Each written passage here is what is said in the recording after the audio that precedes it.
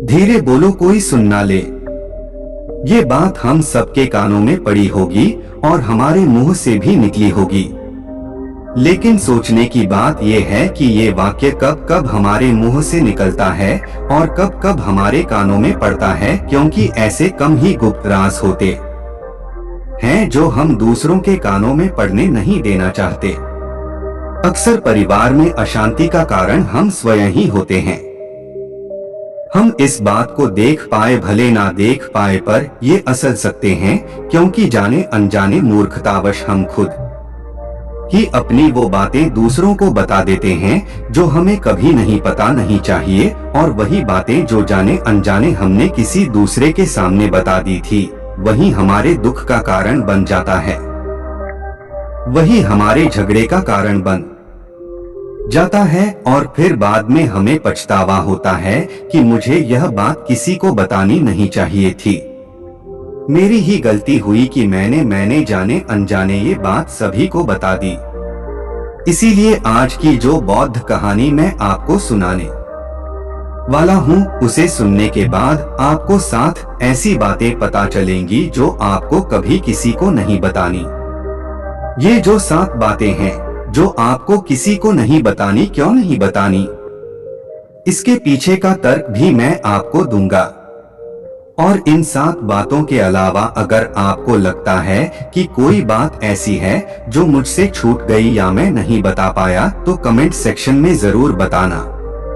इससे पहले कि आप इस बौद्ध कहानी में खो जाए, इस चैनल को सब्सक्राइब जरूर कर लें। तो चलिए कहानी शुरू करते हैं। एक समय की बात है, एक नगर में रिंकू नाम का एक युवक रहता था। वो युवक बहुत गरीब था, कुछ पैसा नहीं था उसके पास, 2 वक्त की दाल रोटी भी बड़ी मुश्किल से उसको नसीब होती थी। किसी काम की तलाश में दिन रात खोज करने पर भी उसे कोई काम नहीं मिल रहा था। फिर एक दिन उसने अपनी पत्नी के सामने अपनी सारी समस्या बता दी। उसने अपनी पत्नी को कहा कि मैं जिस जगह भी काम मांगने के लिए जाता हूँ तो हर कोई मुझे यह कहकर काम नहीं देता कि हमारे यहाँ काम की जरूरत नहीं है। मैं काम की तलाश कर करके थक चुका हूँ। मुझे समझ नहीं आता कि मैं तुम लोगों का पेट कैसे भरूंगा, अपने बच्चों को कैसे पालूंगा, और ये चिंता मुझे दिन रात खाए जा रही है। यह सुनकर उसकी पत्नी ने कुछ सोचकर कहा कि तुम एक आदमी के पास एक बार ही काम मांगने के लिए जाते हो और जब वो काम नहीं देता तो तुम 2 बार उसके पास जाते तक नहीं हो।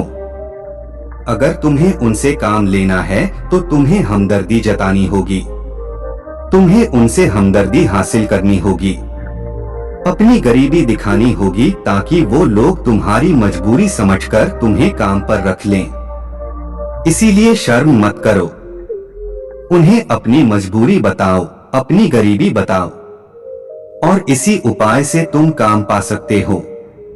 ये बात रिंकू के मस्तिष्क में बैठ गई और अगले दिन काम मांगने के लिए वो उसी सेठ के पास जा पहुंचा जहां पर वो पिछले दिन काम मांगने के लिए गया था। लेकिन इस बार उसने हाथ जोड़कर उस सेठ से प्रार्थना की, उससे विनती की कि वो बहुत गरीब है और उसे काम की बहुत आवश्यकता है। वो जो कुछ भी उसे देंगे उसमें संतुष्ट हो जाएगा, पर कृपया करके मुझे अपने यहाँ काम पर रख लें। उसकी ये हालत देखकर उस सेठ ने उसे अपने यहाँ आम पर रख लिया। वो रोज वहाँ पर काम पर जाने लगा। अंदर ही अंदर वो खुश तो था कि उसे काम तो मिला, लेकिन उसे वेतन दूसरे लोगों से कम मिलता था। वही काम जो दूसरे लोग कर रहे थे उन्हें ज्यादा वेतन मिल रहा था और इसे कम वेतन मिल रहा था। जब इस बारे में उसने अपने सेठ से कहा तो सेठ ने कहा कि देखो, वही तुम्हें काम की जरूरत थी, मैंने तुम्हें काम दिया, मेरा धन्यवाद करने की बजाय तुम मुझसे शिकायत कर रहे हो। ये एक ऐसी भलमनसाहट है। ये सुनकर रिंकू वहीं पर चुप हो गया। बात कहीं ना कही थी। सस्ती सेठ ने तो उसे उसकी मजबूरी के हिसाब से ही काम दिया था और इसीलिए वो उसे अपने अनुसार ही वेतन देता था। लेकिन धीरे धीरे उसने ये बात अपने सगे संबंधियों और अपने दोस्तों को भी बताना शुरू कर दी कि उसका सेठ कैसा आदमी है और उससे कितना वेतन देता है। समय बीतता रहा और रिंकू पूरी लगन के साथ अपना काम करता रहा, लेकिन अब परिस्थितियां बदलने लगी थी। सेठ अब रिंकू से दूसरे लोगों से ज्यादा काम लेता था और उनसे कम वेतन उसे देता था। यह बात रिंकू के मन को डोट बहुत खलती थी। वो दूसरों से ज्यादा मेहनत कर रहा है और उनसे कम वेतन पा रहा है। इससे उसके आत्मसम्मान को बहुत गहरी चोट पहुंची। अब धीरे धीरे उसका मन अपने काम से हटने लगा। उसका मन काम में लगता ही नहीं था। जाहिर सी बात है कि ऐसी जगह किसका मन लगेगा जहां आदमी को अपने आत्मसम्मान के साथ समझौता करना पड़े। इसीलिए जल्द ही उसने अपना काम छोड़ अगला पार्ट देखने के लिए तैयार रहना कल शाम 7 बजे इसी चैनल पर। तब तक के लिए नमस्कार।